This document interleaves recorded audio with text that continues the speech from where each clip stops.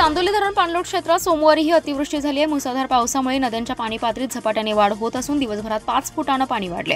कृष्णा आणि वारणा नदीवरील बंधारेही पाण्याखाली गेले। दरम्यान शिराळा तालुका वगळता अन्यत्र पावसाने उघडीप दिली। गेल्या 4 दिवसांपासून धरण क्षेत्रात सुरू असलेला पाऊस सुरूच राहिला। चांदोली धरण क्षेत्रात 24 तासात 132 मिलीमीटर पाऊस झाला। धरणाचा पाणीसाठा 19.90 टीएमसी झालाय।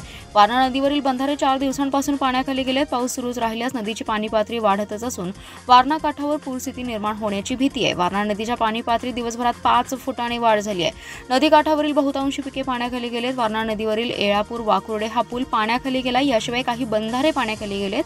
कृष्णा नदीवरील बोरगाव, नागठाणे, मौजे, डिग्रज हे बंधारे पाण्याखाली गेलेत। या पार्श्वभूमीवर जिल्हा प्रशासन सतर्क झाले।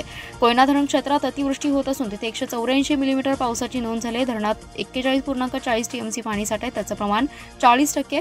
महाबळेश्वरमध्ये 99 तर नवजा येथे 274 मिलीमीटर पाऊस झाला आहे। कर्नाटकमधील अलमट्टी धरणात 91.66 टीएमसी पाणीसाठा आहे।